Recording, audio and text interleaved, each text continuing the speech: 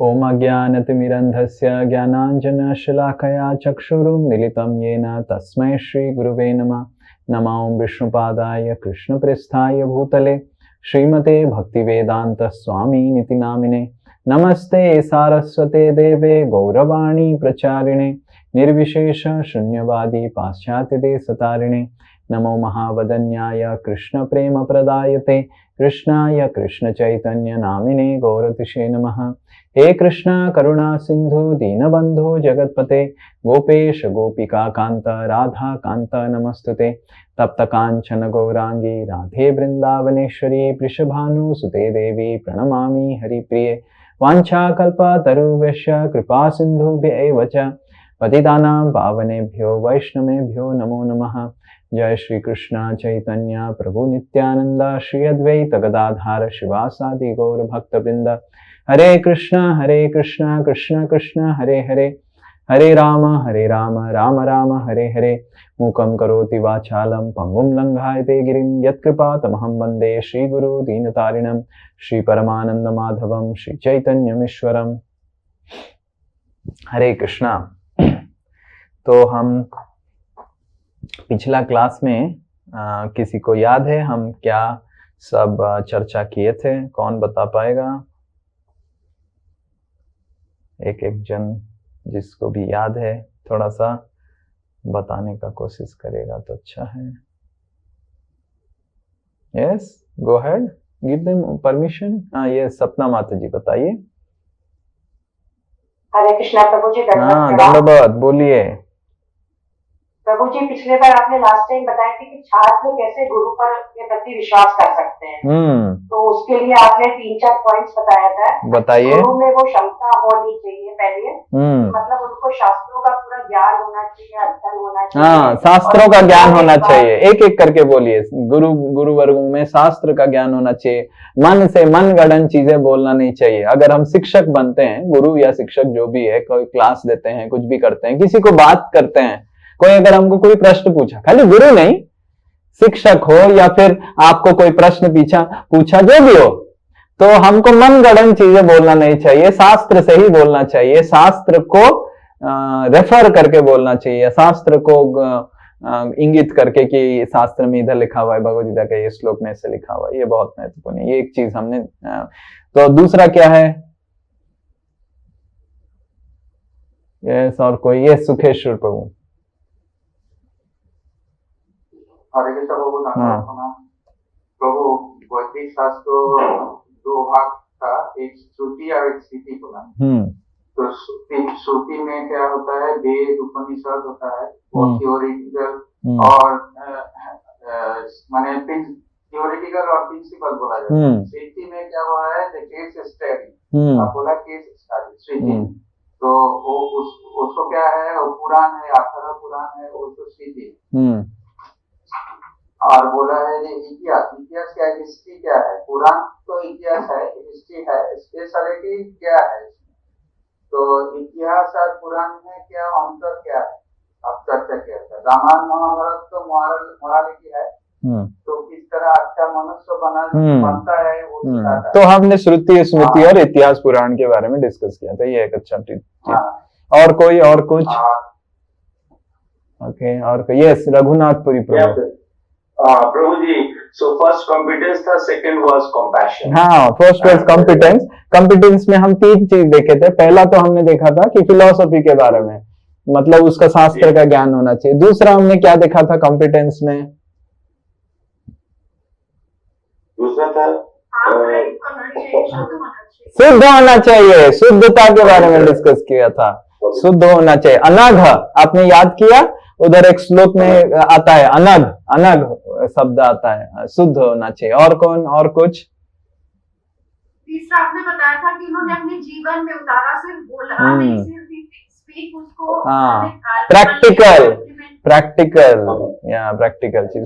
सो और दूसरा चीज, जैसे रघुनाथपुरी बोल रहे हैं, प्रभु बोल रहे हैं कि कंपैशन, उनकी करुणा होना चाहिए। और तीसरा चीज क्या है? कौन और बताएगा? तीसरा चीज क्या डिस्कस किया था? कनेक्शन टू गुरु परंपरा। तो ये 3 चीज बताने के बाद सौनकादि ऋषि सूत गोस्वामी को प्रश्न पूछते हैं, 6 प्रश्न पूछते हैं प्रथम स्कंद में, प्रथम अध्याय में। तो इधर 6 प्रश्न पूछते हैं सूत गोस्वामी को। तो ये प्रथम स्कंद की प्रथम अध्याय में 6 प्रश्नों के बारे में वर्णन किया गया है। तो ये 6 प्रश्नों को पूछते हैं। तो आज हम 2 प्रश्न के बारे में चर्चा करेंगे कि ये 2 प्रश्न क्या है, और फिर अगले कक्षा में बाकी 4 प्रश्न, ऐसे 2 कक्षा में 6 प्रश्नों को समाप्त करेंगे। और हम इस प्रश्नों से हमारे जीवन में से क्या सीख सकते हैं? देखिए, प्रश्नों से ही अगर इतना सीख सकते हैं तो उत्तर से कितना सीख जाएंगे, तो ये हम चर्चा करेंगे। ओके, ठीक है। So let's start. ये है श्रीमद् भागवतम प्रथम स्कंद प्रथम अध्याय 9वां श्लोक। सो प्रथम स्कंद प्रथम अध्याय प्रथम 9वां श्लोक। ओके। ओम नमो भगवते वासुदेवाय। ओम नमो ओम नमो भगवते वासुदेवाय। ओम नमो भगवते वासुदेवाय। ओम नमो भगवते वासुदेवाय। ओम नमो भगवते वासुदेवाय। तत्र तत्रांजसा युष्मन् तत्र तत्रांजसा युष्मन् भवता यद्विनिश्चिता भवता यद्विनिश्चिता पुंसाम् एकान्तः श्रेयस् पुंसाम् एकान्तश्रेयस् तन्ना संशितुम् अर्हसि। तन्ना संसितम् अर्हसि। तत्र तत्रांजसा युष्मन्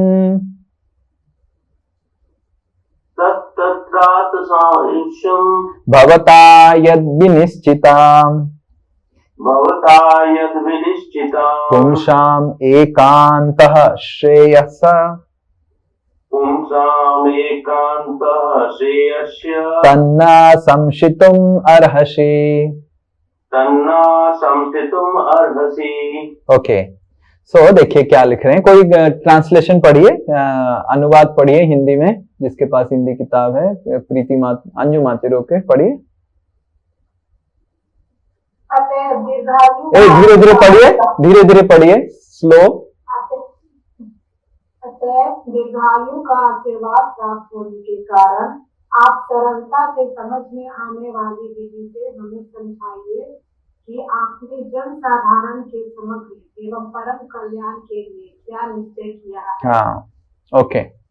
तो इधर कुछ कुछ शब्द बहुत महत्वपूर्ण हैं इस श्लोक में, जो हम विस्तार रूप से इसको देखेंगे। एक है अंजसा। देखिए, अंजसा, अंजसा मतलब आसान।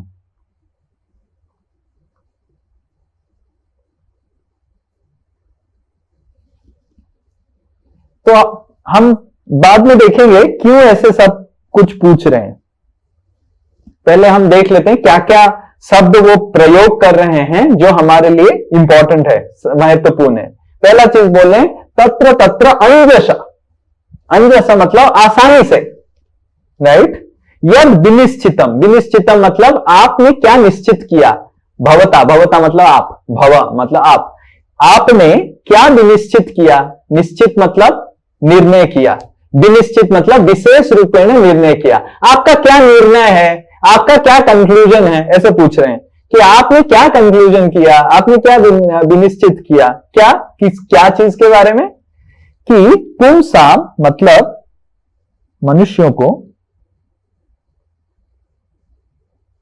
एकांत श्रेय। तो ये द्वितीय शब्द है जो महत्वपूर्ण है। वो क्या है? एकांत श्रेय। मतलब एकांत रूप में श्रेय क्या है, मतलब उनके लिए सबसे अच्छा क्या है। पहला तो आसान, फिर दूसरा है अच्छा क्या है उनके लिए। तन्न संशितुम अर्हसि, राइट।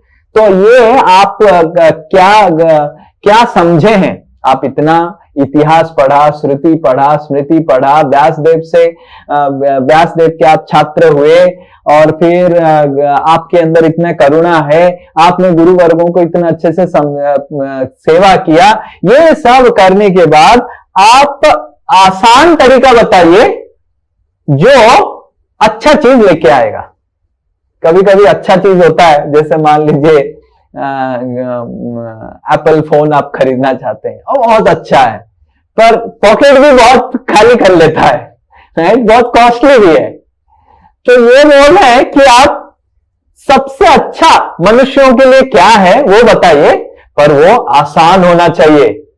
हाँ, दोनों होना चाहिए, अच्छा भी होना चाहिए। देखिए क्या लिखा है इधर, एकांत श्रेय होना चाहिए मनुष्यों के लिए। एकांत श्रेय मनुष्यों के लिए सबसे अच्छा, खाली अच्छा नहीं, क्या बोले हैं, सबसे अच्छा क्या है, और वो जो सबसे अच्छा है सबसे आसान भी होना चाहिए, ऐसा बोल रहे हैं। हाँ? मतलब इतना पढ़ाई करने के बाद क्वेश्चन भी तो उस तरह होना चाहिए कि सबसे अच्छा होना चाहिए। जैसे भारत में सब कोई चाहता है ना, अच्छा सामान मिलना चाहिए और फ्री में मिलना चाहिए। कितने लोगों को अच्छा लगता है सुन के कि मान लीजिए अच्छा सामान हो गया और फ्री में मिल गया। तो ये ऐसे बोल रहे हैं साधु लोग, सब सौनक आदि ऋषि लोग बोल रहे हैं कि आप ऐसे बताइए कि मनुष्यों के लिए सबसे अच्छा क्या है। पर देखिए, सबसे अच्छा चीज भी होना चाहिए और आसानी से प्राप्त करना चाहिए, वो भी बताना चाहिए। क्यों ऐसा होना चाहिए, तो उसका प्रश्न का भी उत्तर वो अगले श्लोक में दे रहे हैं। देखिए क्यों ऐसे हो सकता, अच्छा भी चाहिए और आसान भी चाहिए, ये दो चीज लिखा है, सबसे आसान सबसे अच्छा।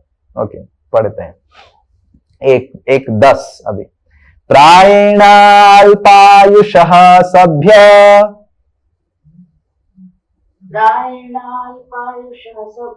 कलौ अस्मिन् युगे जनः मंदासु मंदमतयो मंदभाग्या हि उपद्रुता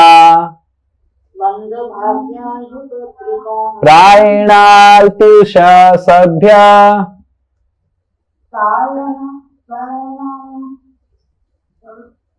कौन है पढ़, प्रायेणाल्पायुष सभ्य कौन पढ़ रहा है, सही से पढ़िए। कलौ अस्मिन् युगे जना। ओके, पूर्णिमा माता जी पढ़ रहे हैं। मंदासु मंदमतयो मंदभाग्या उपद्रुता। Okay, perfect, yes. कोई ट्रांसलेशन पढ़िए, अनुवाद जो पढ़ा नहीं, यस अल्पा माता जी पढ़ेंगे, पढ़िए ट्रांसलेशन, धीरे धीरे पढ़िए।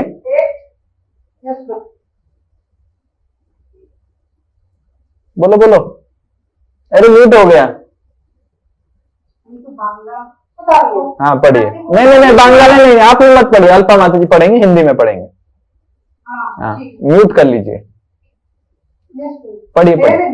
हाँ, कली के इस लौह युग में मनुष्यों की आयु कम है। वे झगड़ालू, आलसी, पथभ्रष्ट, अभागे होते हैं तथा साथ ही साथ सदैव विचलित रहते हैं। हाँ, अब पता चला क्यों उनको आसान तरीका चाहिए, क्योंकि जो छात्र लोग हैं कलयुग में, उनका अच्छा गुण अभी बताया गया है। हम सब कलयुग के छात्र हैं, तो क्या बोल रहे हैं, प्रायेण मतलब सभी कोई,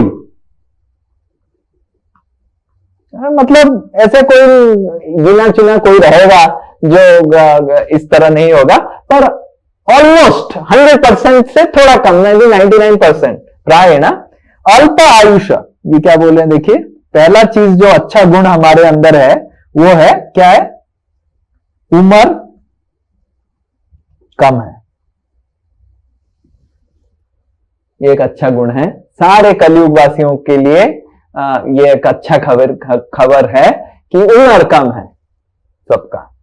और कलौ मतलब हर समय, उम्र तो कम है, उम्र का आधा समय कलिंग झगड़ा करने में चला जाता है। आजकल शादी करता है 30-35 साल में आदमी शादी करता है, और उसका शादीशुदा जीवन में भी आधा समय उसका झगड़ा में चला जाता है। पता नहीं क्यों शादी करता है, जो भी करता है। फिर भाई भाई में झगड़ा है, पति पत्नी में झगड़ा है, माता पिता में झगड़ा है, बेटा पिता में झगड़ा है। हर समय एक तो उम्र कम है और ऊपर से उम्र कम होने के बाद झगड़ा भी बहुत करता है, उसमें झगड़ा में टाइम चला जाता है, राइट। और क्या है, तीसरा चीज क्या बोल रहे हैं ये, तीसरा चीज बोल रहे हैं मंद।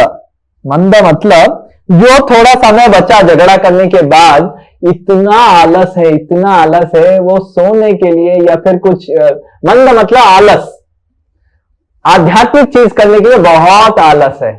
उसको बोलो कि मूवी निकला है पुष्पा 2, पुष्पा 3, पुष्पा 8, सब वो दौड़ के जाएगा, बहुत बड़ा वो भी हो जाए, क्या उसको बोलते हैं, लोग मर रहे हैं, सुन रहे हैं कि फिल्म हॉल के पास मर गया स्क्रीनिंग के समय, फिर भी जाएगा, मृत्यु के साथ खेल के वो IPL मैच देखने जाएगा और पुष्पा देखने जाएगा, ये देखने जाएगा। पर भागवतम क्लास में आओ ना, प्रभु जी बीमार हो गया, प्रभु जी तबीयत खराब है, प्रभु जी ये हो गया, प्रभु जी इसमें समस्या है, उसमें समस्या है। तो बहुत ही आलस है आध्यात्मिक चीज करने के लिए। और जो बच्चा ये आलस से उठ गया, सुमंद मतयो मतलब ओपिनियन, वो अलग अलग जो बहुत सारे बाबा लोग से ठग जाता है, राइट। इतने सारे बाबा लोग हैं जो अलग अलग तरीके से उसको ठग देते हैं। जो थोड़ा सा इच्छा रखता है आध्यात्मिकता में आगे बढ़ने का, वो आधा लोग तो उससे ठग जाते हैं। कोई बोलेगा ठीक है, कोई अच्छा चीज में आ भी गया, उसका भाग्य मंद होता है, उसके पास शक्ति नहीं रहता है कुछ करने का। बिकॉज शक्ति भी रहना चाहिए ना, भक्ति करने के लिए थोड़ा सा शक्ति रहना चाहिए, वो भी नहीं कर पाता है। और वो शक्ति हो भी गया तो उसका मन बहुत विचलित रहता है, उपद्रता, मन विचलित रहता है।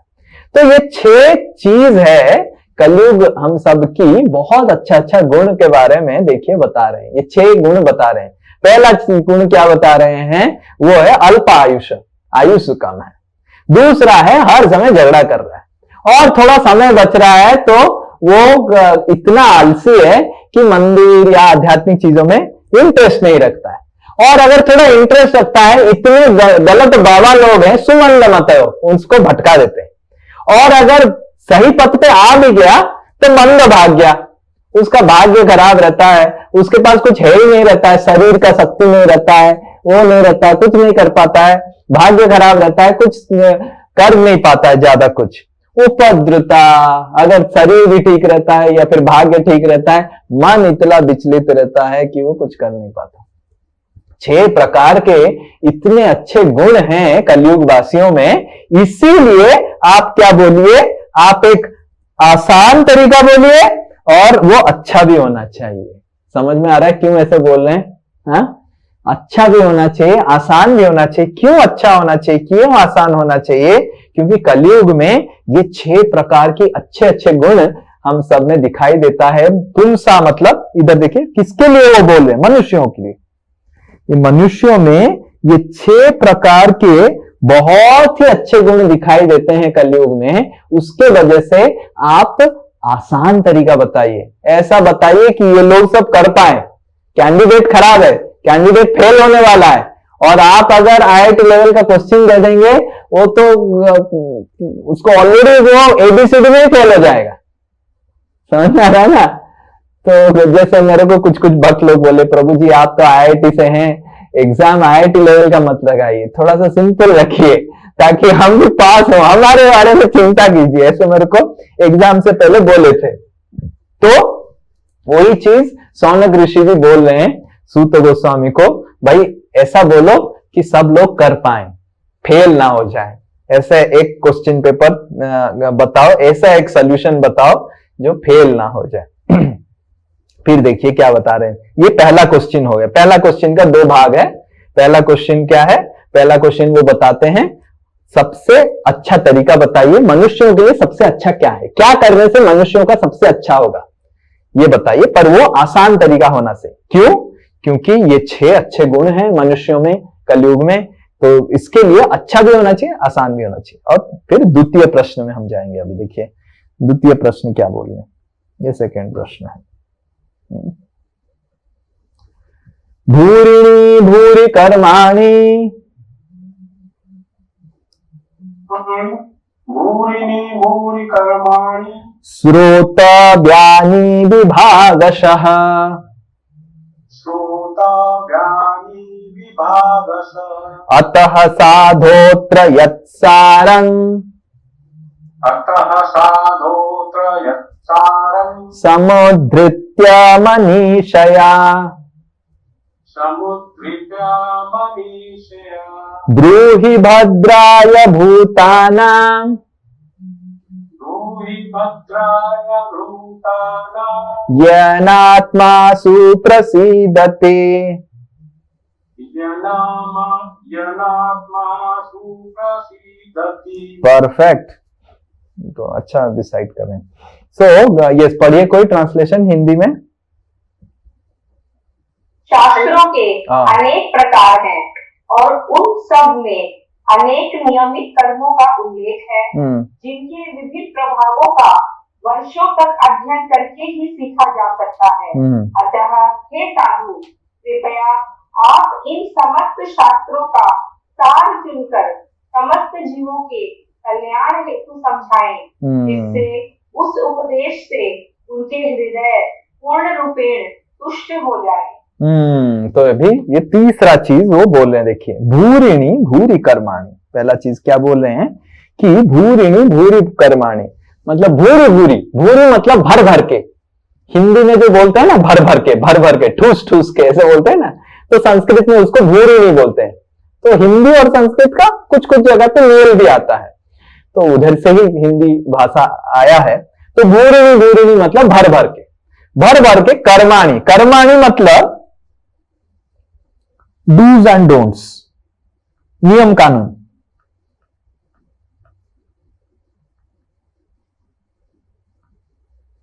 क्या नियम है, क्या कर्म सही है, क्या कर्म गलत है, क्या सही करना चाहिए है, क्या गलत है, नियम कानून। भर के शास्त्र में नियम कानून भरा हुआ है। और विभागसा मतलब कैटेगराइज्ड होकर भरा हुआ है।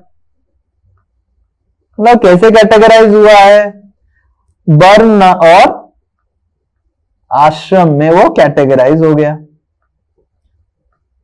ब्रह्मचारी को ऐसे करना है, गृहस्थ को ऐसे करना है, वानप्रस्थी को ऐसे करना है, 50 साल के बाद वानप्रस्थ लेना है, 25 साल तक ब्रह्मचारी रहना है, 25 से 50 गृहस्थ रहना है, और गृहस्थ आश्रम में दान धर्म करना है। ये सब ये करना है, ये करना नहीं है, ऐसा है वैसा है, ऐसे विभाग सा मतलब वर्ण और आश्रम। वर्ण मतलब ब्राह्मण को ऐसे करना है, वैश्य को ऐसे करना है, क्षत्रिय को ऐसे करना है। सो वर्ण और आश्रम में विभाग होके भर के ठूस के ज्ञान भरा हुआ है। अब समस्या यह है समय कम है और शक्ति भी नहीं है, ना मन की शक्ति है ना शरीर की शक्ति है, और जो समय शक्ति मिलता है उसमें झगड़ा में चला जाता है। अब अगर ये सब मैं पढ़ने लग जाऊंगा तो फिर गया, आधा टाइम तो फिर पढ़ने में सब चला जाएगा। फिर पढ़ के कितना व्यक्ति समझ पाएगा, क्योंकि उसका मन डिस्टर्ब है ना, उपद्रुता, कितना समझ पाएगा वो भी डिफिकल्ट है बताना, तो उसका भी समस्या है।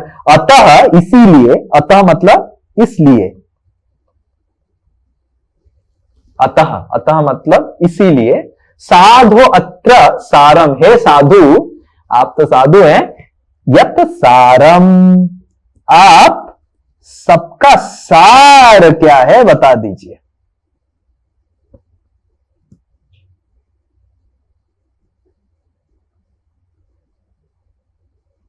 सार क्या है बता दीजिए। तो ये तीसरा चीज बोल रहे हैं। तो पहला चीज क्या बोला था?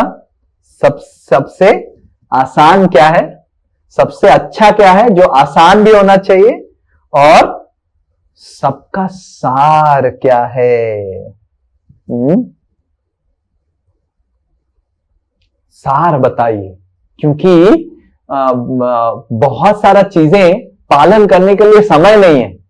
सार बता दीजिए, तब पालन किया जा सकता है। अब बहुत सारे चीजें शास्त्र में बताया गया, ये करो, ये नहीं करो, ये करो, और समय नहीं है, इतना कहां करेंगे। सबसे इंपॉर्टेंट क्या है? मान लीजिए आपको 10 चीज बोला गया और कर पाएंगे आप एक, क्योंकि आपके पास समय नहीं है, तो आप क्या बोलेंगे? प्रभु जी 10 चीज में नहीं कर पाऊंगा, मेरे पास समय नहीं है प्रभु जी, पतित ग्रस्त हूं मैं प्रभु जी, एक चीज बता दीजिए मेरे लिए। ऐसे बोलते हैं ना, सार क्या आप बताइए, एक चीज बता दीजिए। तो उसी तरह वो भी बोल रहे हैं कि इतना सारा हमने पढ़ लिया, शास्त्र पढ़ लिया, वो समझने के क्वेश्चन हमारे पास समय नहीं है, मनुष्य के पास भी समय नहीं है। एक चीज सार बता दीजिए। और सार बताने से क्या होगा? ब्रूहि भद्राय भूतानाम, सारे जितने सारे जीव राशि है, भूताना मतलब जितने सारे जीव राशि है, यन आत्मा सुप्रसिद्धति, सार खाली नहीं होना चाहिए, और क्या बता रहे हैं देखिए, सबका संतुष्टि भी होना चाहिए।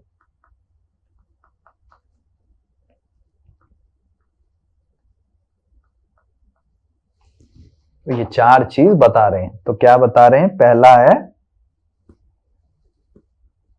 सबसे अच्छा चीज क्या है, दूसरा वो सबसे क्या होना चाहिए? आसान होना चाहिए, तीसरा ये सबका सार होना चाहिए, चौथा ये सबको संतुष्टि करने का शक्ति रखना चाहिए। तो ये 4 चीज मिला के मनुष्यों के लिए ये 4 चीज बताइए। मनुष्यों के लिए सबसे अच्छा क्या है? क्योंकि ये मनुष्य सतयुग के मनुष्य नहीं है, कलयुग के मनुष्य है। सबसे आसान क्या है, सबका सार क्या है, और सबको संतुष्टि करने का शक्ति जो रख पाए वो बताइए। राइट? ऐसा नहीं कि बहुत अच्छा हो गया, आसान भी हो गया, सार भी है, पर इतना करने के बाद संतुष्टि नहीं मिला, तो फायदा क्या करने का? समझ में आ रहा आपको? राइट? मान लीजिए संतुष्टि हो गया, करने से संतुष्टि मिलेगा, सार भी है और अच्छा भी है, पर आसान नहीं है, तो फायदा क्या है? कर ही नहीं पाएंगे कलयुग के कोई। मान लीजिए आसान है, सार है, संतुष्टि देता है, पर अच्छा नहीं है, तो फिर फायदा क्या है? अच्छा नहीं है तो ये 4 चीज हमको किससे मिलेगा? ये 4 चीज ये बताइए। हाँ, कोई पढ़िए तात्पर्य श्रील प्रभुपाद जी की द्वारा। श्रील प्रभुपाद की जय। कोई पढ़िए तात्पर्य। तात्पर्य, आत्मा अथवा स्व को पदार्थ तथा भौतिक तत्वों से पृथक माना जाता है। इसका स्वरूप आध्यात्मिक है, अतः यह किसी भी परिमाण के भौतिक आयोजनों से पुष्ट नहीं होता। संपूर्ण शास्त्र तथा आध्यात्मिक उपदेश इसी आत्मा की तुष्टि के निमित्त है। विभिन्न कालों तथा विभिन्न स्थानों में नानाविध जीवों के लिए अनेक प्रकार के उपायों की प्रस्तुति की जाती है। फलस्वरूप प्रामाणिक शास्त्रों की संख्या अनगिनत है। इन शास्त्रों में विभिन्न विधियों तथा नियमित कर्मों का विधान है। इस कलिकाल में सामान्य जनता की पतित अवस्था को ध्यान में रखते हुए नैमिषारण्यों के मुनियों ने श्रील सुत गोस्वामी से अनुरोध किया कि वे इन समस्त शास्त्रों का सार कह सुनाएं, क्योंकि इस युग में पतितात्माओं के लिए वर्णाश्रम पद्धति में इन विभिन्न शास्त्रों के सभी उपदेशों को पढ़ना तथा समझ पाना संभव नहीं है। मनुष्यों के पढ़ो मनुष्यों को नहीं, बस that much पहला पैराग्राफ होने। सो इधर श्रील प्रभुपाद जी बता रहे हैं क्योंकि इस कलयुग में बिल्कुल संभव ही नहीं है बहुत सारे जितने सारे नियम कानून है उसको पालन करना। इसीलिए सूत गोस्वामी को पूछ रहे हैं कि सार बताइए जो सब लोग पालन कर पाएंगे। तो इसीलिए हमको समझना चाहिए, आज हम चर्चा करेंगे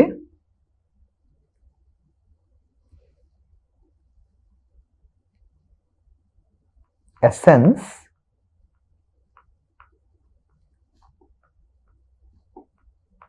वर्सेस एक्सटर्नल के ऊपर चर्चा करेंगे। इसका अगर हिंदी अनुवाद करें कि सार क्या है और बाहर क्या है, या फिर बिना सार का बेकार क्या है। ठीक है सार क्या है और सार के बाहर क्या है और बिना सार का बेकार क्या है। मैं एक उदाहरण बताऊंगा, आपको उदाहरण से समझ में आ जाएगा। ओके सार का मतलब है जो हमको, कोई भी वस्तु का सार का मतलब है जो हमको आकर्षित करता है उस वस्तु को प्राप्त करने के लिए।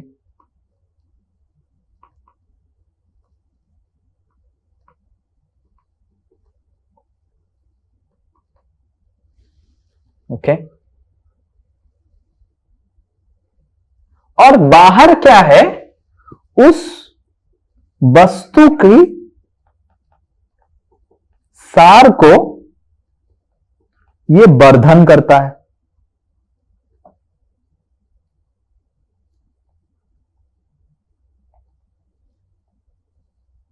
हम एक उदाहरण देंगे, उदाहरण है खीर। ओके ना, खीर में प्रमुख जो लोग खीर से आकर्षित होते हैं वो क्या है, उसका सार क्या है? स्वीटनेस। हाँ, मीठापन। ठीक है, और उसका बाहर चीज क्या है, वो है दाल या फिर चावल, दूध, फिर इलायची, केसर। मान लीजिए दूध, चावल, इलायची, केसर सब डाल दिया, हम चीनी भूल गए और मीठा नहीं लगा, तो क्या खीर होगा? समझ में आ रहा ना? तो सार और बेकार, बेकार बेकार नहीं है, पर सार के बिना वो बेकार हो जाता है। पर सार है तो बेकार वर्धन करता है, बेकार फिर बेकार नहीं होता है। You are able to understand?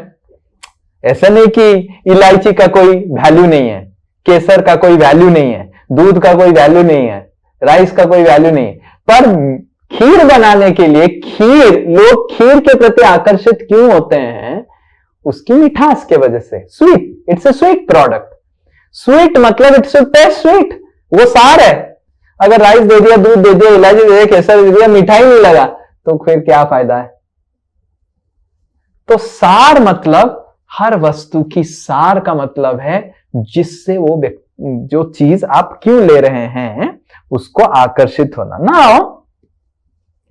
तो जीवन की सार क्या है?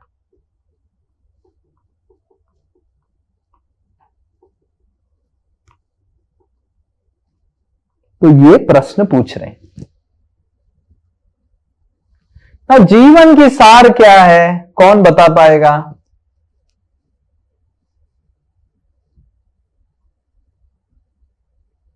कृष्ण की प्राप्ति। हो, कृष्ण की प्राप्ति, ठीक है, बहुत अच्छा। और क्या जीवन की सार क्या है? प्रभु जी खुश रहना। वेरी गुड, जीवन की सार है हर कोई इस जीवन में खुशी रहना चाहता है। Everyone wants to be happy in this world. और अगर सब कुछ प्राप्त हो गया, आनंद ही नहीं मिला, तो फायदा क्या है? मान लीजिए शादी कर लिया, बच्चे हो गए, घर बना दिया, गाड़ी हो गया, बहुत अच्छा नौकरी हो गया, सेविंग्स हो गया, सब कुछ हो गया, फिर आनंद ही नहीं है, तो फायदा क्या है? मान लीजिए कुछ नहीं हुआ पर आनंद आ गया, तो फायदा ही फायदा है। जैसे हम सब है, कुछ नहीं है फिर आनंद है, तो ठीक है कि नहीं? तो जीवन की सार है आनंद में रहना। हर कोई चाहता है आनंद में रहने का, और बाकी जो करता भी है वो आनंद में रहने के लिए करता है। तो हम देखते हैं कभी कभी जब हम भक्ति में आते हैं,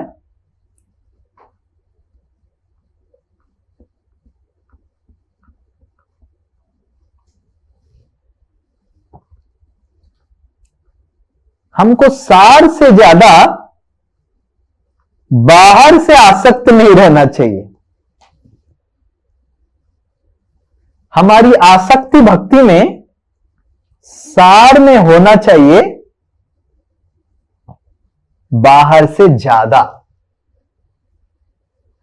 बाहर महत्वपूर्ण है, बाहर के बारे में हमको ध्यान देना चाहिए, पर सार बहुत महत्वपूर्ण है। उदाहरण स्वरूप हम एक उदाहरण देंगे जिससे आपको पता चल जाएगा। जैसे उदाहरण स्वरूप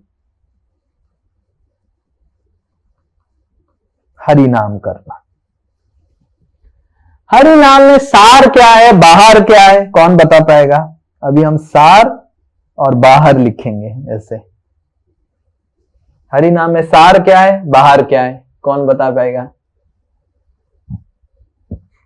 ध्यानपूर्वक जप करना। हाँ, ध्यान पूर्वक जप करना सार है। बाहर क्या है? आंसू बहाना, दिखावा करना। आंसू बहाना। फिर और शांति, जैसे कुछ लोग बोलते हैं कि शांति मिल गई है हमें। हाँ, शांति मिल गया। और क्या है?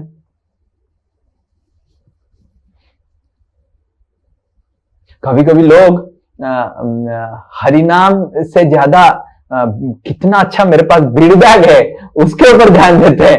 हाँ, मेरे पास सुंदर बीड़ बैग है। जैसे कुछ माताजी लोग, आज मेरा ब्लू साड़ी है तो ब्लू बीड़ बैग होना चाहिए, और ब्लैक साड़ी के साथ ब्लैक बीड़ बैग होना चाहिए, और ब्लैक बीड़ बैग के साथ व्हाइट की साक्षी माला होना चाहिए तो सुंदर मैच होगा। फिर ब्लू साड़ी के साथ व्हाइट मोती जैसा साक्षी माला होना चाहिए, क्योंकि मेरा गले में मोती है, इधर भी मोती रहेगा। तो फिर जो बीड़ बैग है वो बहुत महत्वपूर्ण हो गया, किस तरह का आपके पास बीड़ बैग है। और हरि नाम क्या, ठीक है, जो हो रहा है हरि नाम हो रहा है। तो जैसे बाहरी चीजें, बीड़ बैग, और फिर कौन सा माला, साक्षी माला, इसके ऊपर जब हम बहुत ध्यान देते हैं, हाँ बीड़ बैग साफ सुथरा होना चाहिए, वो होना चाहिए, पर इसके ऊपर अगर हम बहुत ध्यान देते हैं तो वो बाहर चीज हो गया, राइट। सार हो गया भगवान का नाम को ध्यान पूर्वक लेना, और जो भी ध्यान पूर्वक लेने के लिए हमको सहायक बने तो उसको करना चाहिए, राइट। ध्यान पूर्वक बनने के लिए जो भी सहायक बने तो वो उसमें करना चाहिए। उस तरह भक्ति के हर अंग को हम सार देख सकते हैं, बाहर देख सकते हैं, राइट। तो और बताइए, जैसे भक्ति के और क्या क्या अंग हैं, कौन बताएगा?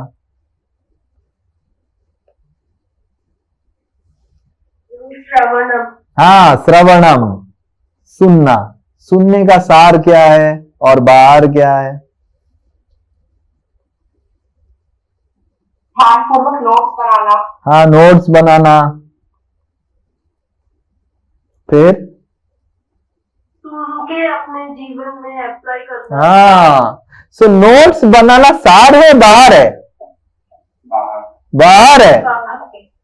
और ध्यान पूर्वक उसको अप्लाई करना क्या है? सार है। तो हम नोट्स बना सकते हैं, ये बहुत इंपॉर्टेंट है। पर मान लीजिए नोट्स बनाया और नोट से भगवत धाम चला गया और आप उधर रुक गए, और राधा रानी पूछ रही है कि कृष्णा ये कौन आ गया ना? ये नोट्स है श्री निताई दास का ना, वो कहाँ है अरे इतना अच्छा नोट्स बनाता है, वो ही आ गया, वो रुक गया, वो पहुंच नहीं पाया ना, वो कब आएगा ना, जब वो नोट्स पालन करेगा अपने जीवन में ना। कैसे पालन करेगा, ये नोट्स तो आ गया इधर, बहुत भगवत धाम आ गया ना, पता नहीं अभी कृष्ण राधे कैसा होगा।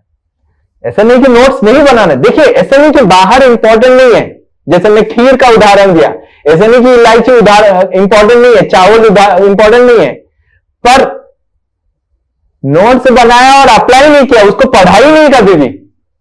नोट्स हम क्यों बना रहे हैं, वो महत्वपूर्ण क्यों है नोट्स बनाना, ताकि हम उसको बाद में पढ़ के उसको कैसे अपने जीवन में अप्लाई करें, वो इंपॉर्टेंट है। यस, और क्या श्रवण में इंपॉर्टेंट है, बाहर क्या है और अंदर क्या है?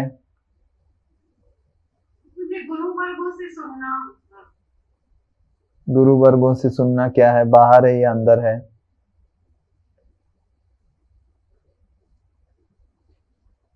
बाहर।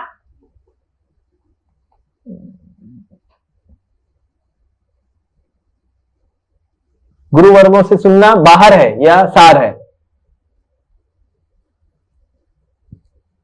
सार है, सार है। और बाहर क्या है?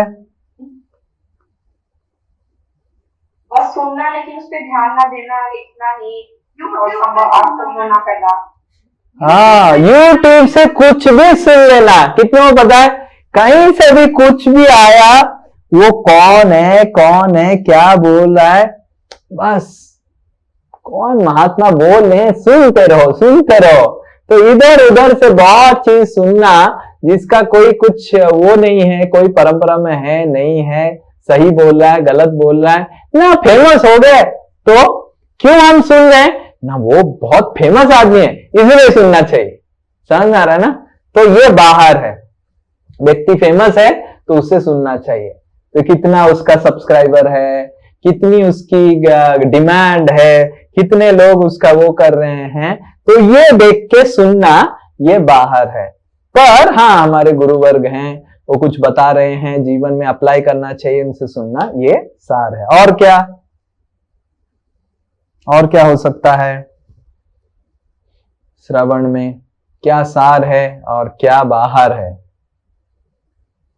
तो बाहर में जब कथा चल रही हो तो आपस में बातचीत करते हुए। हाँ, तो कथा चल रही है, बातचीत करो और ध्यान मत दो और सब कुछ करो, तो सार क्या है?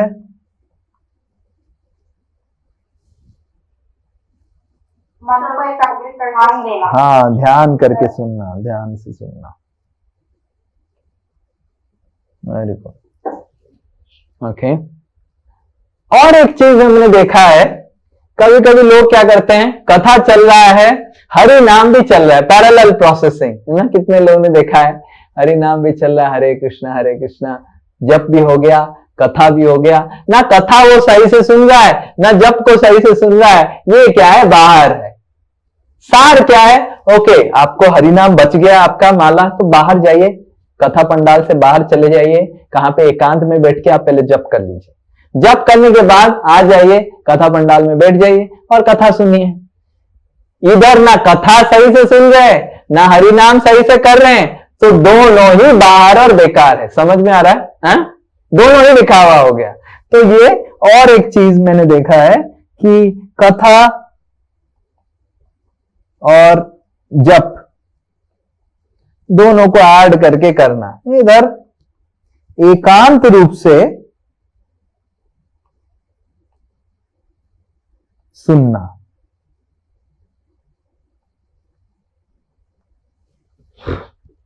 यह है श्रवण। तो हमको समझना चाहिए कि श्रवण का सार है सुन के उसको जीवन में उपयोग करना, खाली सुनना नहीं, राइट? और इसीलिए हमको गुरु वर्गों से सुनना चाहिए और ध्यान पूर्वक सुनना चाहिए। और क्या क्या आता है? तीसरा है, हम प्रचार करते हैं, किसी को भक्ति में लेके आते हैं, किसी को बोलते हैं कि भगवान अच्छे हैं, प्रचार करते हैं। तो प्रचार में सार क्या है और बाहर क्या है? शास्त्र सम्मत बोलना। हाँ, शास्त्र से बोलना। और बाहर क्या है? अपने मन के हिसाब से। हाँ, अपने मन के हिसाब से बोलना, ये तो सही है। दूसरा है, नहीं, दूसरा है दूसरों को खुश करने के लिए बोलना।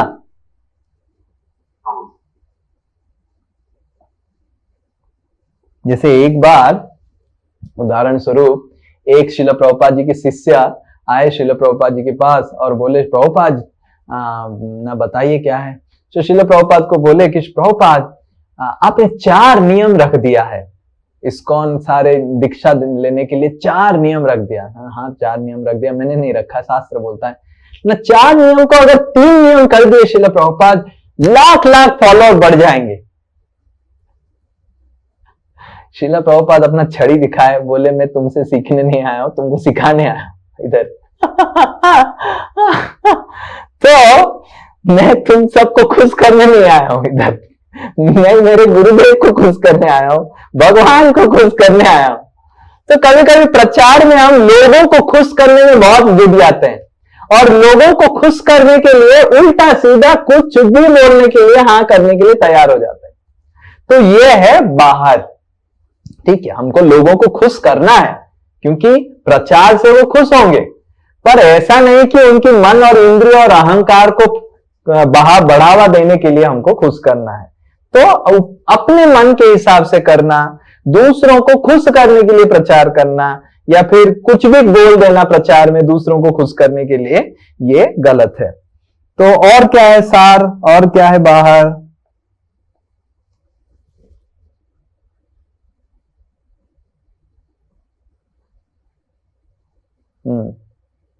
अपने गुरु की बात ना सुन के इधर उधर की बातें बोलना।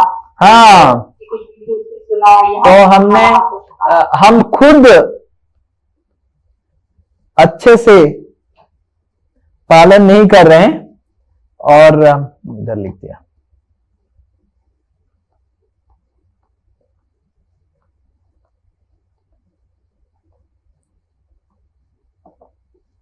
और दूसरों को पूरा शिक्षा देने लग गए, राइट। इससे अच्छा है पालन करना या फिर प्रचार के साथ आचार भी करना। आचार मतलब वो खट्टा वाला आचार नहीं है ना, आचार मतलब आचरण। प्रचार के साथ आचरण भी करना चाहिए, कोशिश करना चाहिए। हम संपूर्ण रूप से शुद्ध तो नहीं है कि संपूर्ण रूप से आचरण कर पाएंगे, कोशिश करना चाहिए, एटलीस्ट स्ट्रगल करना चाहिए कि हाँ मैं आचरण करने का कोशिश में लगा हुआ।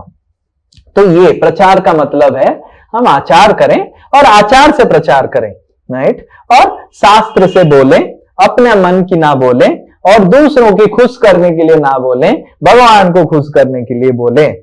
और तीसरा है प्रचार में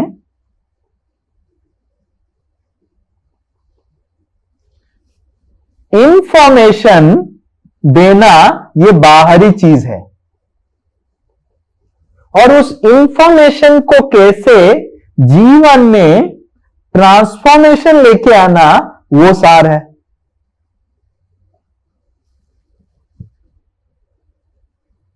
जैसे उदाहरण स्वरूप इंफॉर्मेशन दे देना, भगवत गीता में 700 श्लोक हैं, उसमें से कुछ लोग ऐसे बोलते हैं 700 भगवत गीता में श्लोक हैं, 18 अध्याय है, उस 700 श्लोक में 600 श्लोक भगवान ने बोले हैं, 50 श्लोक अर्जुन ने बोला है, ये श्लोक इतना बोला है। अरे इतना इंफॉर्मेशन फायदा क्या है?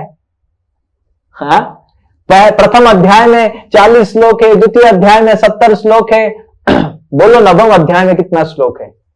पता नहीं नवम अध्याय में कितना श्लोक है, होंगे कुछ। तब फिर क्या पढ़ा तुमने भगवत गीता? तो भगवत गीता के श्लोकों के ऊपर चर्चा करके, मतलब कितने श्लोक है, ये सब इंफॉर्मेशन है। पर नवम अध्याय का सार क्या है? नवम अध्याय का सार है भगवान की एकांत भक्ति करना, शुद्ध भक्ति करना, ये ट्रांसफॉर्मेशन है। तो कभी कभी हम प्रचार करते हैं, ज्यादा इंफॉर्मेशन नहीं देना चाहिए लोगों को, क्योंकि लोग ऐसे ही भूल जाएंगे। लोग मंद सुमंद मतयो मंद भाग्य उपद्रता, उनका ऑलरेडी माइंड इतना डिस्टर्ब है। इंफॉर्मेशन से ज्यादा हमको लोगों को यह बताना चाहिए भगवत गीता को कैसे अपने जीवन में उतार पाए। भगवत गीता को, शास्त्र को अपने जीवन में उतारना, बोलना ये सार है। भगवत गीता को याद करवाना ये बाहर है। याद हो गया तो बहुत अच्छा है। कभी कभी लोग भगवत गीता पूरा याद कर देते हैं, एक श्लोक भी आचरण नहीं कर पाते हैं, तो ये महत्वपूर्ण है। तो इस तरह हम हर भक्ति के अंग की सार देख सकते हैं, बाहर देख सकते हैं।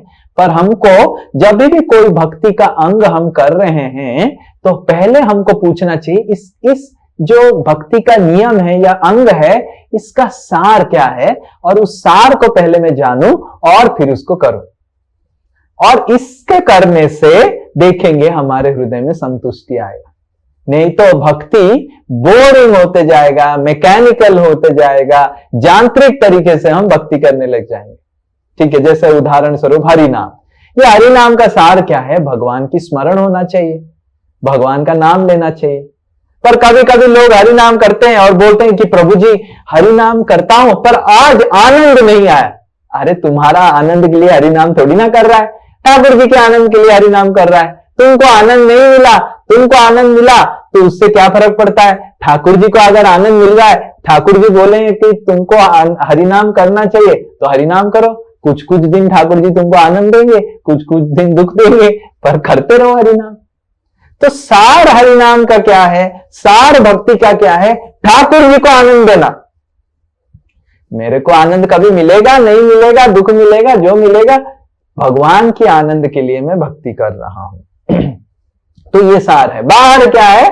भगवान को आनंद देने के बाद मेरे को भी आनंद मिलेगा, ये बाहर चीज है। तो इस तरह हमको हर समय समझना चाहिए कि भक्ति में सार को पकड़ के रखना चाहिए और बाहर को समझना चाहिए। ये सार को वर्धन करने के लिए ये सब चीजें है, और जितना इसको अच्छे से हम समझेंगे उतना हम भक्ति को तीव्रता से कर सकते हैं और वो हमारी हृदय को संतुष्ट भी करेगा। हरे कृष्णा कृष्ण कृष्ण हरे हरे, हरे राम राम राम हरे हरे। तो अभी किसी का कोई प्रश्न है तो पूछ सकते हैं। हरे कृष्णा प्रभु। हाँ बोलो। सेवा जो होता है वो बाहर में हो सकता है क्या? मतलब भक्ति का बाहर का सेवा को सार की तरह देख सकते हैं, बाहर भी देख सकते हैं। जैसे हमको कोई सेवा दिया गया है तो उसका बाहर क्या होगा? वो सेवा में हमको कितना गुणगान मिल रहा है, सेवा में कितने लोग हमको प्रशंसा कर रहे हैं, सेवा में हमको कितना मेवा मिल रहा है, सेवा के अंत में हमको क्या मिलेगा, वो बाहर है। पर सेवा का सार क्या है? ये सेवा मेरे को मिला है भगवान को संतुष्टि करने के लिए, मेरे को एक मौका मिला है भगवान की सेवा करने के लिए और मेरा हृदय में भगवान के प्रति जो प्रेम है उसको दिखाने के लिए, बताने के लिए। तो ये है, समझ में आ रहा है? सेवा बाहर नहीं है, पर सेवा को हम सार के तरीके से कर सकते हैं, बाहर की तरीके से कर सकते हैं।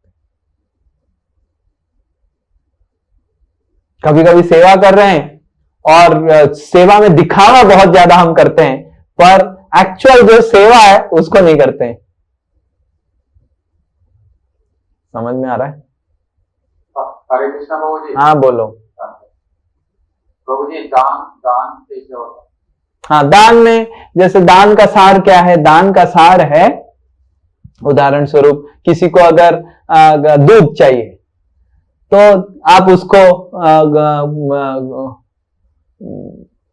शहद दे दिया, अरे उसको दूध चाहिए था। दान का मतलब है जिसको आप दान दे रहे हो उसको पूछिए आपको क्या चाहिए ना। प्रभु जी मेरे को दूध चाहिए तो दूध दे दीजिए, ये सार है। दान का मतलब है जो जिसको दान मिलने वाला है उसको संतुष्ट करना, उसको पूछना आपको क्या चाहिए बोलिए, वो बोलता है कि ये चाहिए मेरे को, इसको दे दीजिए। दान का मतलब नहीं कि मेरे को दान देना है तो मैं जो भी चाहे दे दूंगा, आप उसको यूज कीजिए नहीं यूज कीजिए आपका टेंशन है, ये बाहर है। समझ में आ रहा है? मेरे पास शहद है मैं दान करना चाहता हूं, ये नहीं है। आपको क्या चाहिए मैं उसको आपको दान करना चाहता हूं, ये सही दान है। समझ में आ रहा है? आपको अगर दूध चाहिए, मेरे पास दूध नहीं है, हाथ जोड़ के बोलूंगा मेरे पास दूध नहीं है, पर एक तो दूध है नहीं, और शहद को कैसे कहां रखूं उसका भी टेंशन आ जाएगा मेरे को, चींटी लग जाएगा, क्या हो जाएगा। तो इसीलिए दान का मतलब है, सार है दान का, जो दान जिसको कर रहे हैं वो प्रसन्न हो जाए, वो खुश हो जाए, उसका जो डिमांड है, उसका जो नीड है वो पूर्ण हो जाए, उसको हमको करना चाहिए। कभी कभी लोग आते हैं मंदिर में, ऐसा ऐसा चीज दे देते हैं दान में, ना उसको फेंक सकते हैं ना यूज कर सकते हैं, पुराना पुराना सब चीजें दे देते हैं। मंदिर में आके पूछिए आपको क्या चाहिए, मंदिर में बोलते हैं हमको पुराना चीज मत दीजिए, पुराना चीजें बहुत समस्या हो जाता है, पुराना फ्रिज, पुराना गाड़ी, पुराना ये, पुराना हो। तो ये सही दान नहीं है।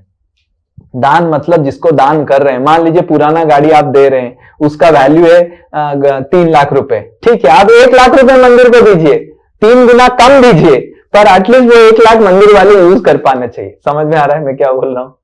वो पुराना गाड़ी देगा, वो गाड़ी चल भी नहीं पाएगा, वो मंदिर में इधर पड़ा रहेगा, वो बेच भी नहीं पाएगा, क्योंकि दान का चीजें बेच भी नहीं सकते, तो यूजलेस हो जाता है। तो दान का मतलब है जिसको आप दान कर रहे हैं उसको पूछिए कि आपको क्या चाहिए, अभी जरूरत क्या है आपकी, उस जरूरत के हिसाब से हमको दान करना चाहिए, सार है। और अपने मन के हिसाब से कोई दान करता है, नहीं मेरे पास है मैं कर लूंगा, तो फिर वो बेबाहर है। समझ में आ रहा है? किया? और किसी को कुछ प्रश्न है? प्रभु जी हाँ बोलिए। प्रभु जी, भक्ति में फिर नियम जो फॉलो करते हैं वो बाहर हुए? यस, भक्ति में जो नियम फॉलो करते हैं वो बाहर हुआ, अगर उसका सार मिसिंग है तो। अगर सार मिसिंग नहीं है तो बाहर नहीं हुआ। जैसे उदाहरण स्वरूप आप अगर ध्यान पूर्वक जप कर रहे हैं, तो अगर अच्छा बीडबैक में बीड को रखें तो वो बाहर नहीं हुआ, पर अच्छा बीडबैक खोजते खोजते इतना समय चला गया और ध्यान पूर्वक जप ही नहीं किया तो वो बाहर हो गया। समझ में आ रहा है ना? ऐसे नहीं कि बाहर इंपॉर्टेंट नहीं है, ये आप मत समझिए कि बाहर बेकार है। सार अगर नहीं है तो बाहर बेकार है। ये देखिए, इसको ध्यान पूर्वक पढ़िए, नहीं तो गड़बड़ हो जाए। बाहर इज द एक्सटर्नल, हाँ इज द एसेंस। सो बाहर बेकार नहीं है, बिना सार का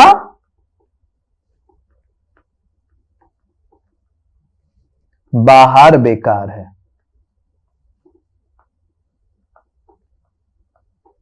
समझ में आया सपना माता जी? बाहर बेकार नहीं है।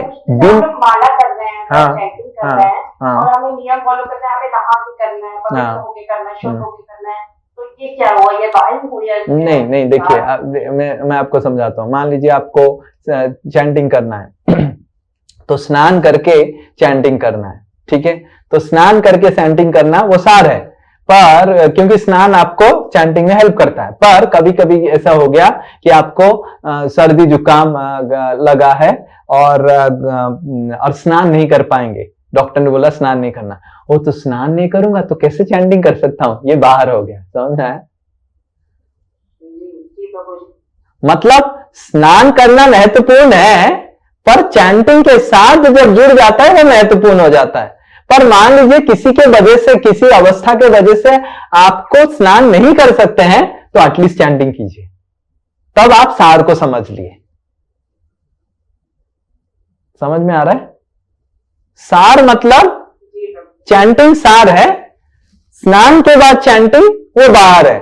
पर अगर आप उसको कर सकते हैं तो चैंटिंग वर्धन होगा। जैसे उदाहरण स्वरूप दूध, इलायची, केसर, चावल, ये खीर को वर्धन करता है, पर चीनी अगर है तब ना करेगा। समझ में आ रहा है? बिना सार का बाहर बेकार है। और अगर सार और बाहर में कंपटीशन आ जाए कि आइदर सार और बाहर, तो बाहर को छोड़ दो, सार को फॉलो करो। समझ में आ रहा है? मान लीजिए स्नान करने के बाद चैंटिंग, स्नान और चैंटिंग, तो स्नान छोड़ दो, चैंटिंग करो। ऐसे नहीं कि स्नान आज नहीं किया तो चैंटिंग में नहीं करूंगा, ये गलत है। ओके, नेक्स्ट और किसी का प्रश्न? प्रभु जी, आज हम लोगों ने एक ही क्वेश्चन डिस्कस किया जो मुनियों ने पूछा है। नहीं, 2 क्वेश्चन डिस्कस किया। एक आपने बोला कि मनुष्य के लिए सबसे अच्छा और सरल नहीं, हो, ये पहला क्वेश्चन है ये श्लोक 1:1:9, दूसरा क्वेश्चन है 1:1:11 कि ओके प्रभु। पहला क्वेश्चन है कि मनुष्यों के लिए सबसे अच्छा क्या है, दूसरा क्वेश्चन है मनुष्यों के लिए वो अच्छा चीज सबका सार होना चाहिए क्योंकि समय कम है। ओके, और आसान होना चाहिए, संतुष्टि भी लेके आना चाहिए। ओके, ये दो क्वेश्चन को मैंने डिवाइड 4 भाग में डिवाइड कर दिया, 4 चीज महत्वपूर्ण चीज में डिवाइड कर दिया। यस, और कोई? हाँ, यस, धन्यवाद प्रभु जी। अब आज के क्लास में जो समझ में आया वो एक मैं अपनी तरफ से बता रहा हूँ, तो आप वैलिडेट करिए समझा के लिए कि सामग्री और उसके साथ जो उसका एसेंस जो सार निकल के आता है, हम सामग्री जुगाड़ करने में इतना ना उलझ जाए कि हमको उसका जो सार मिलने वाला है उससे हम दूर। परफेक्ट कि हम अगर मान लीजिए सामग्री इकट्ठा करने में बहुत समय चला जाता है तो ठीक है, कम सामग्री इकट्ठा करो पर सार को फॉलो करो। मान लीजिए इलायची मिल जाए नहीं तो एटलीस्ट बिना इलायची का खीर बना के भगवान को अर्पण कर दो। मान लीजिए केसर के लिए पैसा नहीं है, ठीक है, राइस और दूध लगाओ, चीनी तो है, चीनी डाल के खीर बना दो। तो ये है, पर अगर सब मिल जाता है तो बहुत ही अच्छा है। ये है, perfect, you have understood right. Yes, और कोई? प्रभु जी, हाँ, हरे कृष्ण। हाँ, यस। प्रभु जी, जैसे उसी का जो सार है उसी में हम लोग को आकर्षित रहना है। यस, तो इस कली तो जब पूरा बाहरी चकाचौंध इतना मजबूत है तो इस सिचुएशन में हम लोग कैसे सार के प्रति आकर्षित रह के भक्ति कर सकते हैं? तो कलयुग में चाक चमक बहुत ज्यादा है, और कैसे हम कलयुग की सार के प्रति आकर्षित हो सकते हैं? पहले तो हमको हमारी जीवन की लक्ष्य को फिक्स करना पड़ेगा। अगर हमारा लक्ष्य सही है तो हम सार से कभी च्युत नहीं होंगे। जनरली लक्ष्य अगर सही नहीं है, अगर हम भक्ति में भी भौतिक आनंद खोजने के लक्ष्य से आए हैं भक्ति में, तो हम सार से च्युत हो जाएंगे। तो हमको समझना चाहिए लक्ष्य है भक्ति का भगवान की प्राप्ति करना। और अगर हम बाहर में घूम जाएंगे, चाक चमक में घूम जाएंगे, जो इधर चकचक दिखता है, तो इधर ही हमको रहना पड़ेगा। ज्यादा से ज्यादा हम इस जगत में देवता बन जाएंगे, पर शुद्ध होके भगवान के धाम में नहीं जा सकते।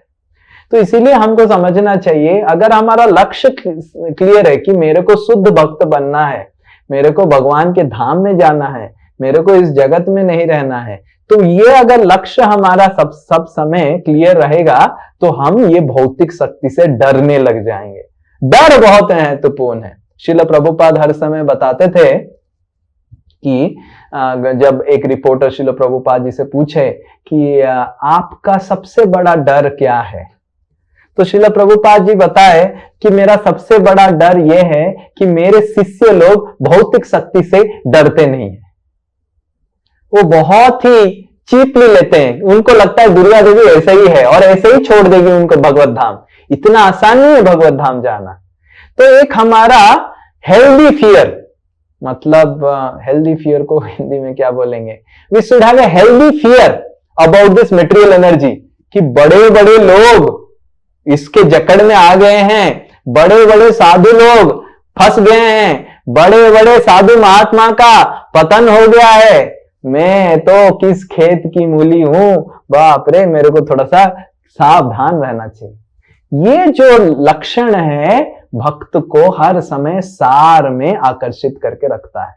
ये जो लक्षण की भौतिक शक्ति बहुत डेंजरस है। ये चक चक चक चक चक चक दिखाएगा, फिर मेरे को ट्रैप कर देगा। जैसे कैसे एक चूहा फंसता है, ऐसे ऐसे करेगा चूहा, फिर एक ब्रेड लगा दिया या फिर कुछ रोटी लगा दिया घी लगा के, ऐसे ऐसे करके सूंघते सूंघते चूहा अपने पिंजरा में फंस जाता है। उसी तरह हमको भी समझना चाहिए, ये चकचक जो दिखता है वो हमको फंसा देता है। तो हमको एक डर रहना चाहिए कि ये भौतिक शक्ति बहुत ही ज्यादा शक्तिशाली है और कभी भी हमको ये फंसा सकती है भौतिक शक्ति। तो ये जो डर हमको बचा के रखेगा। तो ये डर से क्या होगा, हम सतर्क रहेंगे कि अरे बाप रे, ये भौतिक शक्ति में बड़े बड़े लोग फंस गए।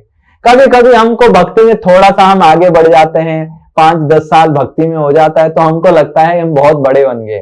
तो बड़े बड़े ब्रह्मा भी भौतिक शक्ति से फेल हो गए। ब्रह्मा भी भौतिक शक्ति से आकर्षित होके पतन हो गया है। तो हम तो कौन से खेत की मूली हैं। तो इसीलिए हमारा डर रहेगा तो हम सतर्क रहेंगे। सतर्क रहेंगे तो सार को ही पकड़ेंगे, बाहर से आकर्षित नहीं रहेंगे, क्योंकि बाहर से आकर्षित होना मतलब पतन के पथ पे चलना। फिर क्या होगा, और एक जीवन वेस्ट हो जाएगा। इतना जीवन तो भौतिक जगत में वेस्ट हुआ है, और एक जीवन वेस्ट हो जाएगा। फिर इस जीवन में भी भगवत धाम नहीं जा पाएंगे। फिर जननम मरणम पुनरपि जननम पुनरपि मरणम पुनरपि जननी जठरे शयनम यह संसारे बहु दुस्तारे। शंकराचार्य इस तरह प्रार्थना करते हैं कि फिर से और एक बार इस दुनिया में पैदा होना, फिर से इस दुनिया में आना, तो ऐसे लगा रहेगा। तो ये डर रहना चाहिए कि और बाप रे मैं आऊंगा नहीं, इधर हो गया, अभी जो भी खत्म कर देता हूँ, किताब बंद करता हूं, अभी भौतिक जगत का किताब बंद करता हूं। कितने लोग चाहते हैं कि भौतिक जगत का किताब बंद हो। हाँ? अभी एक मौका मिला है, आप सबको एक सुनहरा मौका मिल रहा है भौतिक जगत की खाता को बंद करना। तो उसको बंद करने के लिए आपको ज्ञान मिल रहा है, भागवत का ज्ञान मिल रहा है, उसको अच्छे से पढ़ के पहला चीज है, खाता बंद करने का पहला चीज है डरना। भौतिक शक्ति से हर व्यक्ति के हृदय में दुख दुख दुख दुख दुख दुख होना चाहिए। बाप रे दुर्गा देवी आप खुश रहिए, दूर रहिए, हम चले, हमको छोड़ दीजिए बस। जितना आप डरेंगे, विश्वनाथ चक्रवर्ती ठाकुर ये बताते हैं 10वें स्कंद में देवकी की उपाख्यान से कि देवकी कंस से डरती थी, इतना डरती थी। और क्योंकि देवकी कंस से डरती थी, देवकी के जो 6 पुत्र मर गए डर के मारे, कंस ने मार दिया। तो उसी तरह कंस डर देवकी भय का प्रतीक है। उसी तरह विश्वनाथ चक्रवर्ती ठाकुर बोलते हैं कि भक्त अगर देवकी की तरह भौतिक शक्ति से डरता है तो वो डर क्या होगा, भक्त के हृदय में जो 6 अनर्थ है उसको मार देगा। तो डर बहुत महत्वपूर्ण है। हमको कभी भी नहीं सोचना चाहिए कि ये अच्छा जगह है, ये बहुत डेंजर जगह है। डरते रहेंगे तो सतर्क रहेंगे तो सार को पकड़ के रखेंगे। ठीक है ना? ओके। आप सबका पता नहीं, मेरे को तो बहुत डर लगता है। Yes, next. प्रभु जी, जैसे कि बोला जाता है कि सारी ड्यूटीज भी फुलफिल करना है, हमें अच्छे से भक्ति भी करना है। हाँ। तो सब चीजों को प्रभु जी बैलेंस कैसे किया जाए कि हमारी भक्ति अच्छे से चलती रहे और मतलब जैसे आप बोलते हैं डिवोटीज का मोस्ट हार्मलेस स्पेसेस, तो उन सब चीजों को कैसे बैलेंस किया जाए प्रभु जी भक्ति करते हुए? देखिए, सब कुछ तो हम अच्छे से नहीं कर सकते हैं, कोशिश कर सकते हैं अच्छा करने का। जैसे उदाहरण स्वरूप सबसे अच्छा माँ नहीं बन सकते हैं, कोशिश कर सकते हैं माँ बनने का सबसे अच्छा पत्नी नहीं बन सकते हैं, कोशिश कर सकते हैं सबसे अच्छा पत्नी बनने का। तो भक्त क्या करता है, कोशिश करता है। अब कोशिश करने के बाद अच्छा बन गए तो भक्त खुश रहता है, कोशिश करने के बाद कोई गाली मारे तो खुश रहते हैं। तो कोशिश कर सकते हैं हम, पर सबसे अच्छा पत्नी, सबसे अच्छा पति, सबसे अच्छा बेटा तो केवल कृष्ण ही बन सकते हैं। हम कैसे बनेंगे? पर कोशिश कर सकते हैं जरूर बाकी चीजों को करने का। और अगर हम अच्छे से कोशिश करें, पति खुश हो या पत्नी खुश हो या बेटा खुश हो या पिता खुश हो या ना हो, कृष्ण तो खुश होंगे कि ठीक है एटलीस्ट चलो कोशिश किया और मेरा भक्ति अच्छे से करने का किया और बाकी चीजों को कोशिश करके किसी तरह करने का कोशिश किया। समझ में आ रहा है? जैसे भक्ति हम जैसे कोशिश करते लेकिन अच्छे नहीं बन पाते तो उससे कृष्ण खुश होंगे। तो अगर हम भक्ति अच्छे से कोशिश करने का कोशिश कर रहे हैं तो क्यों हम बन नहीं पा रहे हैं? गुरु वर्गों से गाइडेंस लेना चाहिए। इसलिए भगवान हमारे जीवन में गुरु वर्ग इसीलिए भेजे हैं। अगर हम कोशिश कर रहे हैं और फेल हो रहे हैं तो ये हमारी जिम्मेदारी है गुरु वर्गों से वो लेना, परामर्श लेना कि ये चीज में मैं फेल हो रहा हूं, बार बार कर रहा हूं, बार बार फेल हो रहा हूं, आप मेरे को गाइडेंस दीजिए, मैं कैसे इसको इंप्रूव करूं। तो भगवान ने हमारे जीवन में गुरु वर्गों को इसीलिए भेजा है ताकि हमारी फेल्योर को सक्सेस बनाए। तो हमारा अगर फेल्योर हो रहा है भक्ति में कहीं कहीं, तो परामर्श लेना चाहिए इस चीज को कैसे सक्सेस करें, और जरूर गुरु वर्गों की परामर्श से ये सक्सेसफुल होगा।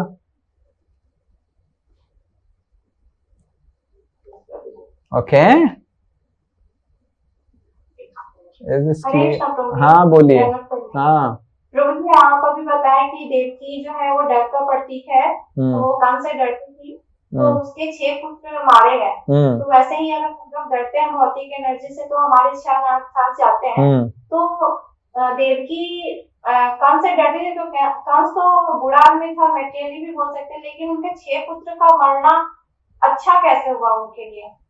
नहीं, वो अच्छा नहीं हुआ, ये एक तुलनात्मक बोल रहे हैं, राइट? इससे तुलना किया जा रहा है, ये तुलनात्मक है, इससे आप अच्छा नहीं हुआ देवकी के लिए। बट विश्वनाथ चक्रवर्ती ठाकुर ऐसे तुलनात्मक रूप से बता रहे हैं, जिस तरह कंस ने देवकी के 6 पुत्र को मारा, भक्त का हृदय में 6 अनर्थ है। कृष्ण और बलराम पैदा होने से पहले ये 6 अनर्थ मरना पड़ेगा इनको। इस तरह का तुलनात्मक बोल रहे हैं कि कृष्ण बलराम अगर आपके हृदय में आएंगे, उससे पहले आपके हृदय में 6 अनर्थ जाना चाहिए। 6 अनर्थ मरेगा कैसे? जब आप डरेंगे भौतिक शक्ति से। ओके, एक तुलना है। ओके, हरे कृष्णा। श्रील प्रभुपाद की जय। वांछा कल्पतरुभ्यश्च कृपा सिंधुभ्येव च पतितानां पावनेभ्यो वैष्णवेभ्यो नमः। अनंत कोटि वैष्णव वृंद की जय। हरे कृष्णा। हरि बोल।